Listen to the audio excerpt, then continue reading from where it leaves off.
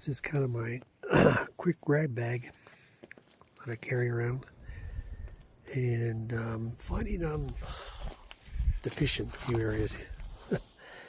Unfortunately, I was gifted this snap-on knife years ago, and I don't use it very often. I usually leave it in the truck just for emergencies or whatever, but I've been carrying it this weekend. And this little tab here, clip on the pocket clip, is so nasty. I mean, this thing is, I've cut myself twice already reaching for it or just rubbing up against it as it sticks out of my pants.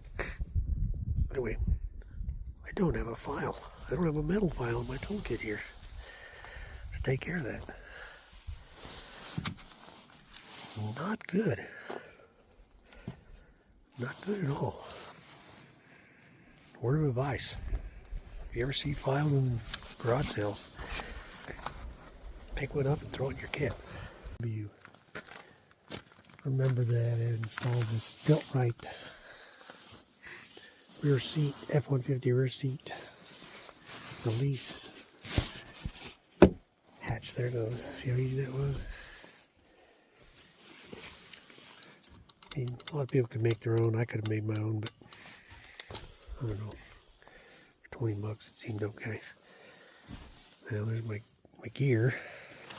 Let's see what I got a file in here. A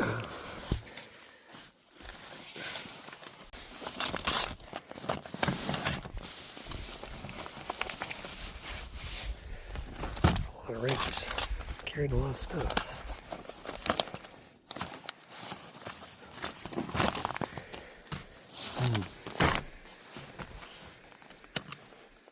There's that magnet that I was looking for. I don't see a file.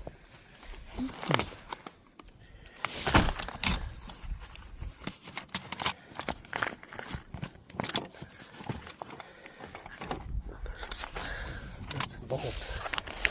This kit, I don't think there's just, there might be one in this kit here.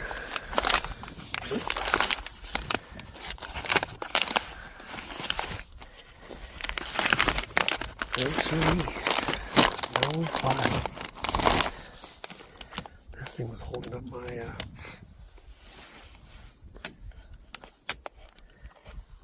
my Reflectix. It worked its way out on my van. I wondered what had happened to it. I threw these bags in my van on my last trip. It's got a lot of duplicate stuff here, but no file. Not good. Take the clip off. Just gonna hammer this down a little bit and smooth it out. Well, I don't have anything smaller than a T9. Something else to think about. Upgrade my kit, because no file and nothing smaller than T9 is, with the way things get miniaturized these days, it's unacceptable. Alas, I got my framing gear and remembered that I had this beauty. It's like an original Leatherman. I bought it off a garage sale from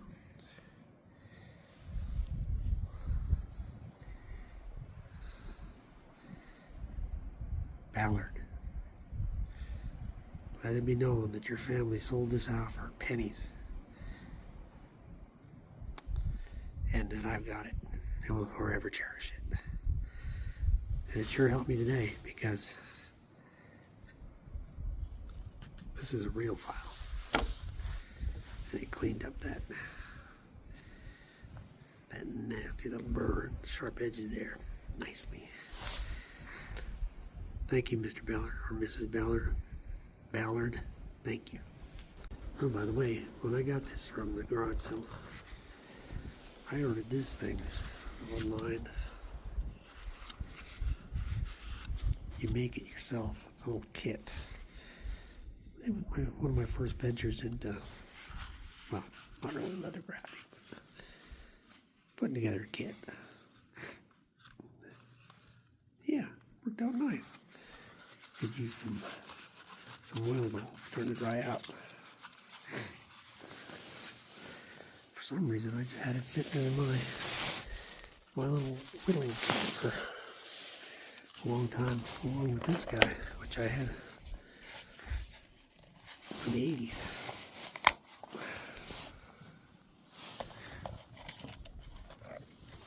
I just don't use it anymore. I don't know why. It's a hell of a knife.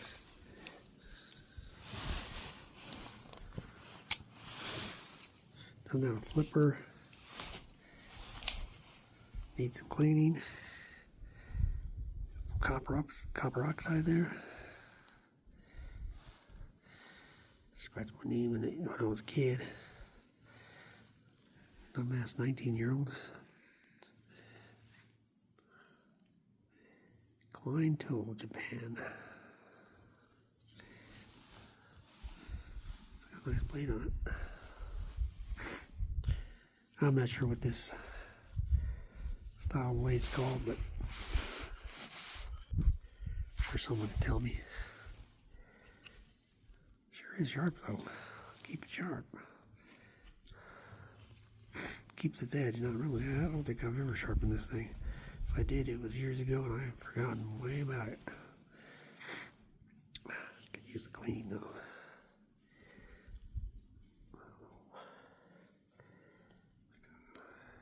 Copper patina coming off top. This is some kind of recycled material, so it's not really that harsh on anything. It's like maybe there's some moisture in the leather or something that's kind of reacting with it.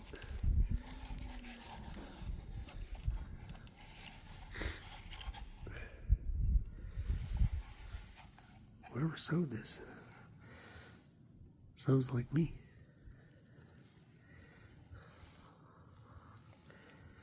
Maybe that's intentional. I don't know. All right. Well, once again, thanks to Ballard's family, who basically gifted this thing to me. I think I gave him a couple bucks for this. I don't know, it's been years. Old School Leatherman. I wasn't even sure they had names for them at that time.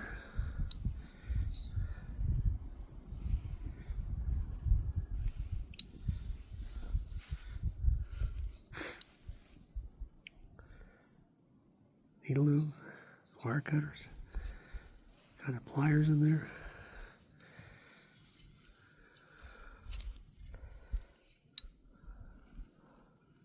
Phillips, flathead, file, another flathead. Not sure what this one is.